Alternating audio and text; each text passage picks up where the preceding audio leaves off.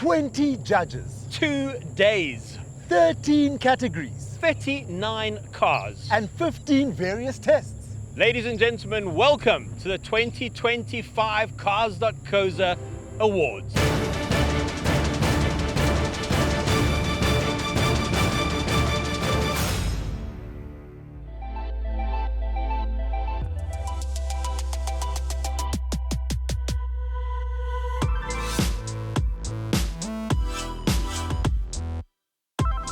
Hello, welcome back to the Cars.co.za YouTube channel. My name is Ciro De Siena, and behind me are the 3 finalists in the Best Family Car category in the 2025 Cars.co.za Awards, sponsored by ABSA. Now, these cars have just spent 2 days being judged by 20 judges here at Gerotek. Very thorough testing.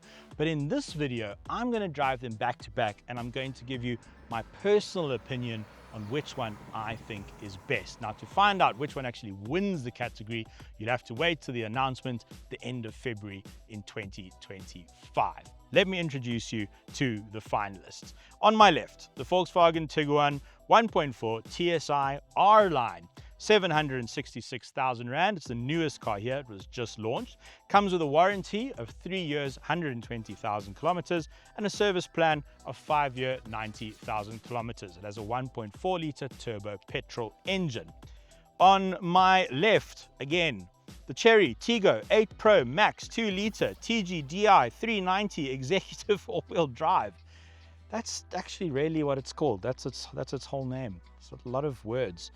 5 year, 150,000 kilometer warranty, 10 year, million kilometer engine warranty, although that's only for the first owner, and a very good service plan of 7 years and 90,000 kilometers. Chery is the only 7-seater here, but it's also the cheapest car here. 731,000 Rand makes it 60,000 cheaper than the Sportage and 30,000 cheaper than the Tiguan. Runs a 1.5 liter turbo petrol engine.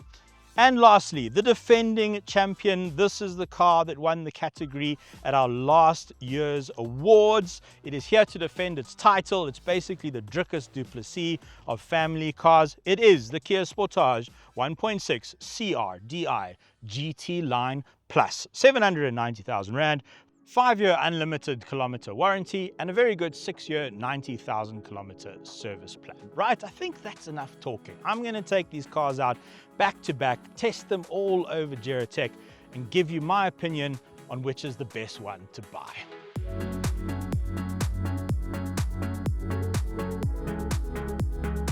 Join me on the inside of a Tiguan, the Volkswagen, the brand new one, and immediately I'm pretty impressed. Feels good.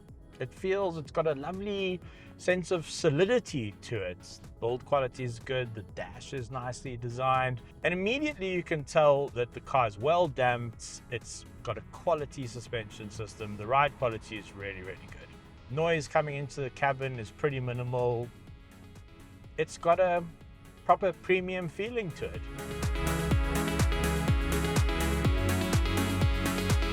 Now, from this 1.4 turbo petrol engine, which is the smallest engine here, you get 110 kilowatts and 250 Newton meters. Now, that is not bad power. It's a bit more than the Kia, but it is the lowest torque number by quite a bit. And torque matters when you're trying to tow trailers, when you're fully loaded, when you're trying to get up hills fully loaded.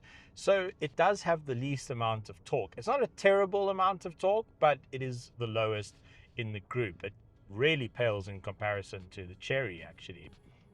But if you would prefer a diesel Tiguan, there will be a 2 liter turbo diesel coming, and that will have a lot more torque. So if you're into your towing of things, the diesel could be the better option for you. Also better fuel consumption.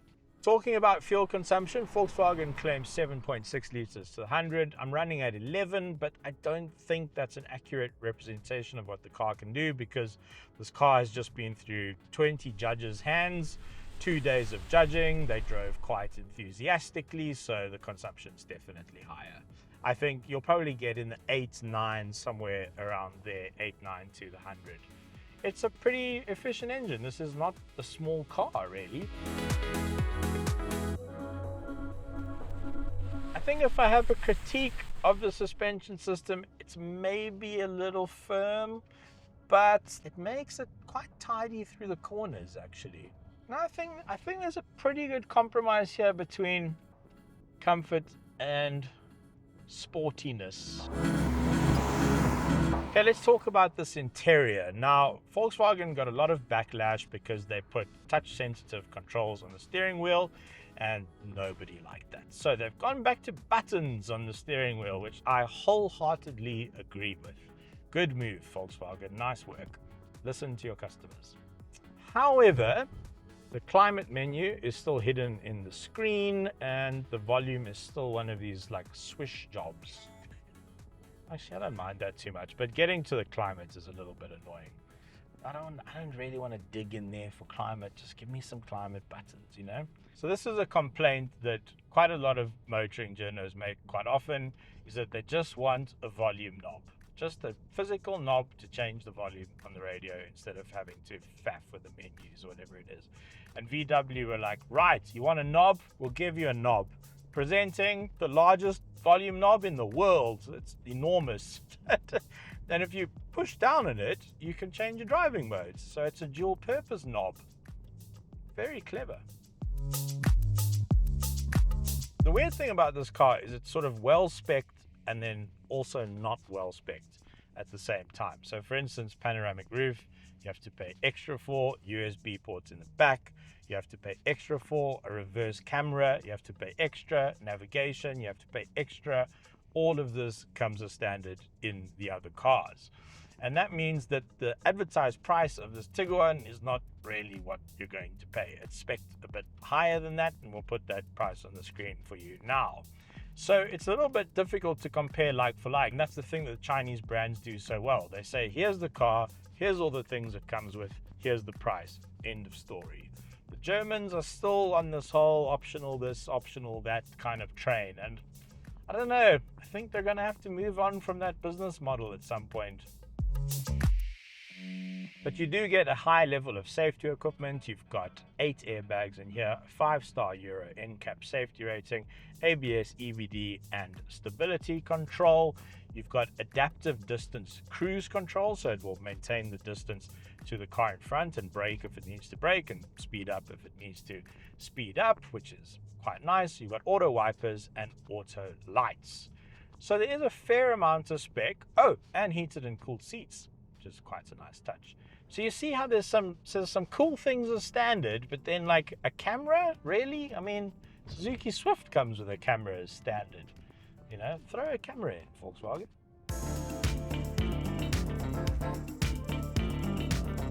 So what do I think of this brand new Tiguan? The thing is, its predecessor, the previous generation, was so good. It sold so well in South Africa. It was a great car, it really was.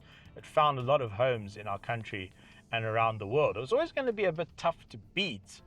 I think where they have beaten it is interior aesthetics. I find the exterior a little dull. That's just my personal taste. In terms of ride quality though, engine, pretty much the same. I don't think there's been a huge leap forward in that department. I mean, the bar was high, you know, it was really good. So they didn't have to do too much. There's more of a sort of an evolutionary leap here rather than a giant leap forward. So it's of a high quality. It's a high quality build. As I mentioned, the car does feel nice and solid. However, with all these little things you have to pay for extra, you're probably pushing close to about 900K for this car. And then it's just totally way out of line with the other two cars to get the same kind of spec. And that makes it probably the worst value proposition here. You could argue that because it's got the strong Volkswagen name that you'll get better resale value, but product for product for product, this is not the best value product here.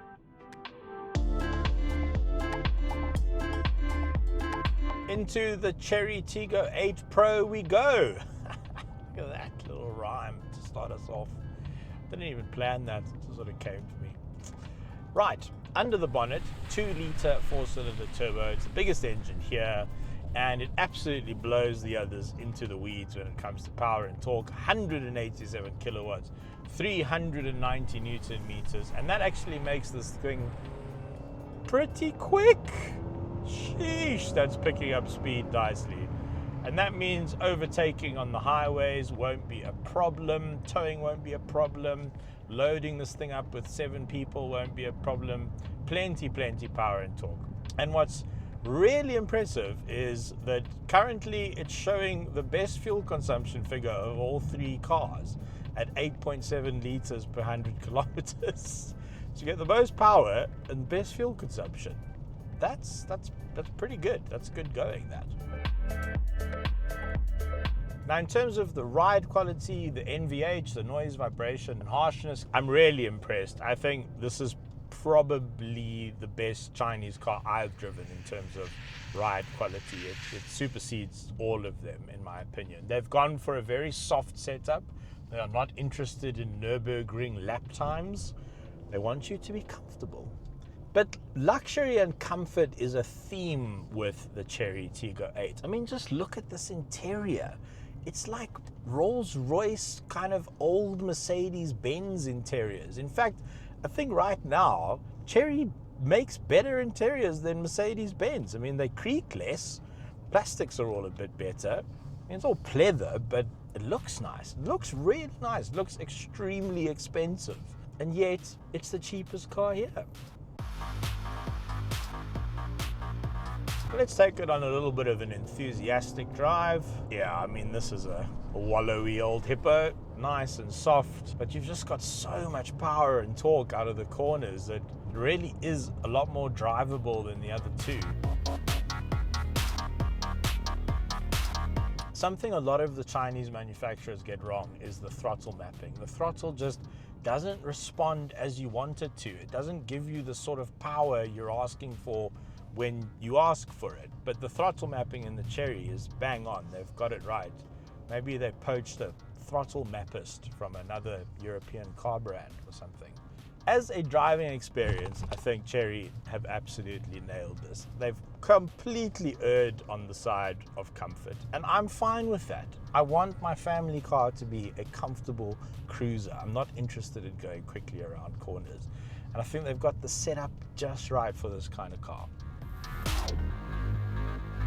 Let's talk about the tech, the creature comforts. Now, the thing about the Chinese is they just do not bother with optional extras. There is no Chinese words for optional extras, apparently, because you get the car as it is. What you see is what you get. So, automatic climate control, automatic lights, automatic wipers, wireless phone charger, 2 USB ports. You've got Android Auto, Apple CarPlay. You've got an amazing 360-degree camera system. It is so advanced.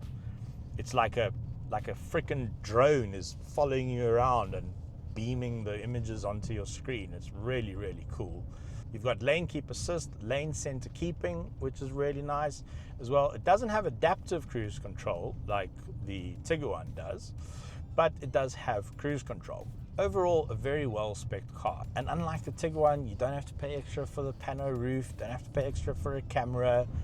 All comes in the price. And again, like I said, this is the most affordable car here. Where the Chinese brands could improve is the sort of design, interface, the wording, the English on their infotainment systems and their displays. So I'll give you an example. There's a button which says equipment management, which I don't know what that means. Let's go and check it out. Oh, it's where my phones are, my linked phones. Equipment management. You see, it's not wrong. You can't be like, no, they're wrong. I mean, it's kind of technically correct, but it should say connected devices or something like that. All right, what do I think of this Chery?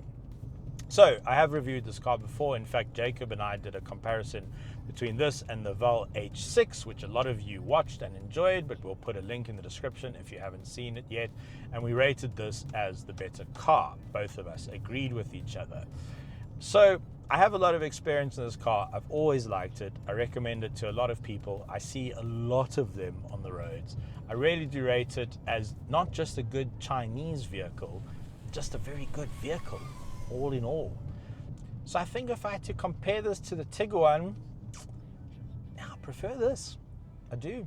it's a bit more of a luxury experience for less money.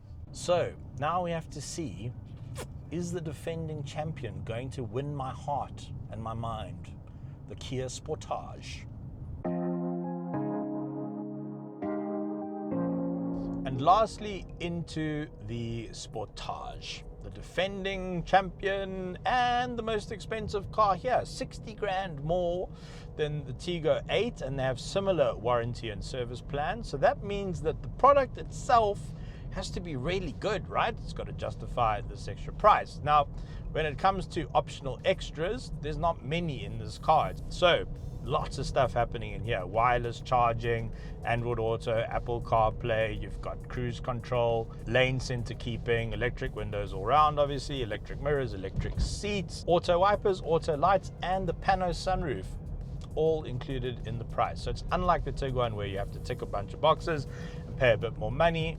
Everything you get is here. So actually this car is cheaper than the Tiguan, at least than the Tiguan that we tested. Now when it comes to interior build quality and materials, I would say that the Kia probably just edges the Chery in terms of the quality of materials, and I quite like the design. It's a bit more modern. However, the Chery looks a bit more impressive, I think. The Chery is just really built for comfort. They just really want you to be comfortable. The Sportage and the Tiguan are a little bit, they want you to be a bit more sporty. And that brings us on to ride quality, noise, vibration, and harshness, the engine tone. You see, this is more on the side of firm. It's closer to the Tiguan than it is to the Chery. You can kind of drive this a bit harder and the corners a bit flatter. But is that what people want from a family car? Look, it makes it a bit more fun to drive. So if you're looking for something that brings the joy of driving sort of into your life, then yeah, you're not going to go for the Chery. You go for the Tiguan or this, because this is actually quite fun to drive. Quite enjoying myself. Now this is the only diesel in this category. However, you will be able to buy a Tiguan diesel soon. You definitely won't get a diesel Tiggo. The Chinese just aren't interested in diesel cars at all. But I think what Kia have absolutely smashed out of the park here is how refined this engine is. For a diesel, that's quiet. Hardly any grumbliness to it. What a great word, grumbliness. Not sure if it's a word, but I'm going to go with it. Going with it, grumbliness. And because it's a diesel, it's got way more torque than the Tiguan, 320 Newton meters, and a little bit less power, but not by much, only 10 kilowatts, 100 kilowatts. That means this should be better at towing, should be better at carrying heavy loads, lots of people, going uphill. Now Kia claim an amazing fuel figure for this car, 5 liters to the 100. And on the open road, you will probably get close. This car's been through 2 days of judging, as I mentioned, 20 judges. They probably drove quite enthusiastically, so it's averaging 9.2, but it hasn't done any open road driving. It's all short bursts. So that's not really a great representation of what the car's capable of. Probably closer to the claim is what you'll experience. So my overall impression of the defending champion, the Kia Sportage. So just to give you some context about how our competition works, 50% of the score is from the judges and 50% of the score is from our consumer satisfaction survey, which we run all year, and we ask loads of Kia owners, Chery owners, VW owners about the experience of their cars and their experience of after-sales service. We put those two scores together, and that's how we find our winner. So Kia does score quite well on the after-sales service, and that helps it push it over the line into victory. Product for product, though, is what I'm looking at. Car versus car versus car, as I drive them, as I see them, as I feel them. And if you're looking for something a bit sporty, then yeah, the Sportage is for you. But if you're looking for a comfortable cruising family vehicle with loads of power, yeah, the Chery beats this, in my opinion.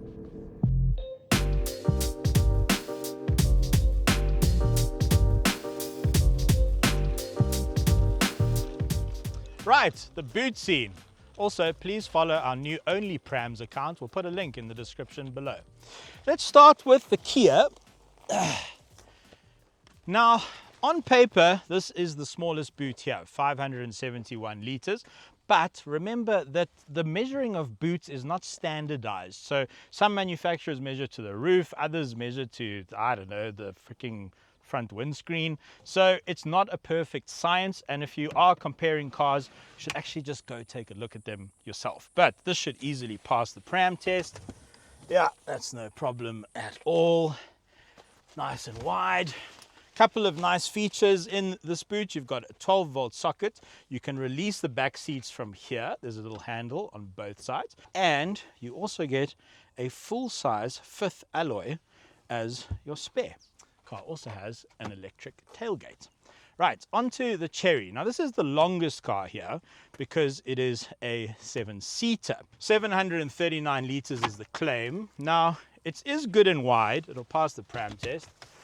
Oh, a little bit narrower actually than the Sportage, but as you can see, lots of space. I'm curious.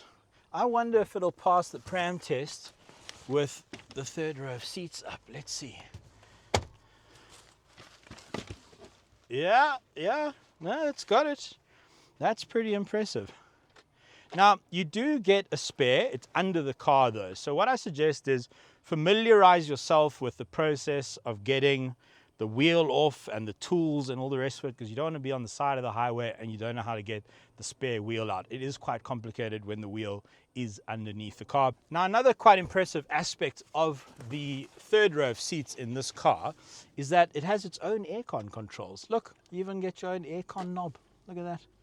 And you get your own drinks holders, 12-volt power socket outlet as well, and an electric tailgate. And lastly, onto the Tiguan.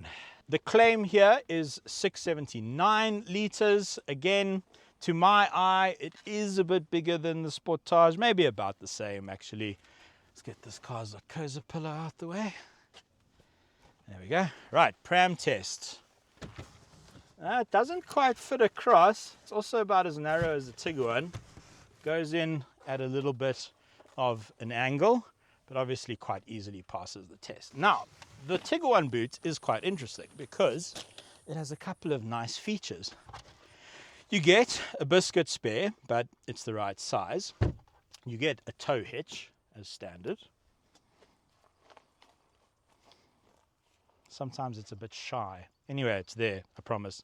And quite interestingly, you get a proper 240-volt socket, power socket. Look at that. So you can plug in normal appliances. You also get a 12-volt socket, you get ISOFIX, and you get remote releases for the seats. The seats fold in a 40-20-40 split, and you get an electric tailgate. That's a lot of things. Whew. Right. Need a Bio Plus.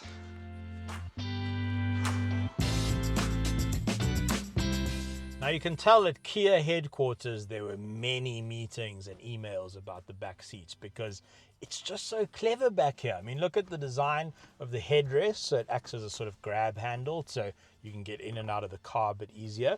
The USB-C ports are in the chair.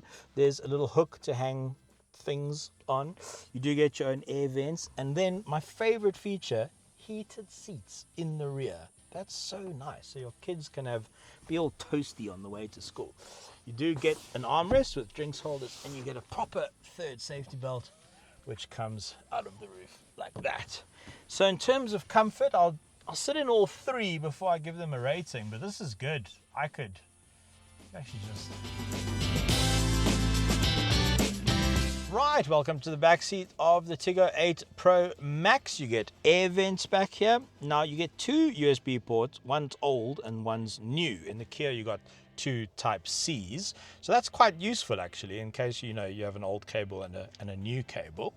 On the doors, it looked like the interior designer said to the team, "What do you guys want on the doors?" And they said yes. So you've got black leather, shiny silver, wood finish, brown leather. It's just all happening on the doors over here. It's quite interesting. You do get an armrest with drinks holders. You get a proper third safety belt. And, wow, legroom's good, eh? For a 7-seater car. That's really, really good. Really comfy. Oh, this is close between the Kia and this. That's very comfortable. And finally, the rear seats of the Tiguan. It's a bit plasticky back here. It's not as luxurious as the Tiggo, for instance. And I don't know if I'm going mad or if they're hidden somewhere, but I can't find the USB ports. Is that where they should be? And they just aren't. You do get your own climate control though, which I suppose is quite nice. You do get an armrest with drinks holders. Hello? Wow. Are those not over-engineered? Proper third safety belt, which is very cool. And again, the panoramic sunroof, which has such a lovely effect for the rear passengers. However, in the Kia, it's standard. In the Chery, it's standard. In the VW, you have to pay extra. So let me give them a rating. Yeah, this is the least comfortable. I'll give this probably a 6 out of 10. And I'd say Chery and Kia tie for maybe the Chery just edging it, but let's give them both 8 out of 10 for backseat comfort.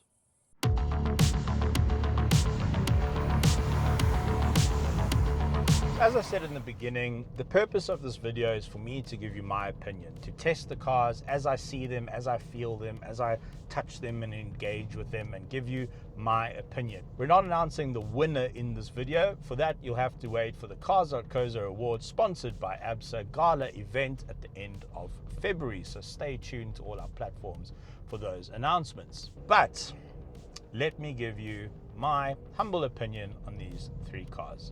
The Tiguan is a good offering, but I think it's the least value offering here, if that makes sense.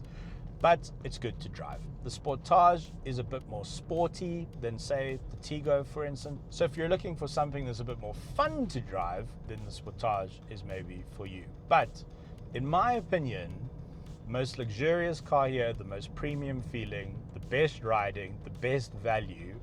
Looks is subjective. I think the Sportage is the looker, but it certainly has presence and class. If you want something comfortable, if you want something with a lot of power and torque, if you want something with 7 seats, that Tiggo 8's hard to beat. And that's my winner for this category. Right, thanks very much for watching. Keep an eye out for all our announcements around the Cars.co.za Awards, sponsored by ABSA, coming up from now until the end of February 2025. I'm Ciro De Siena. Thank you very much for watching. Please do like and subscribe. And I am off to get a beer. What's the car with Cars.co.za? Aha! Main man Zayn. His boot has the sweetest sound system to play all the exclusives. Whoa! Now think of a car. Any car. Yes, we have it. Cars.co.za. Let's find what moves you.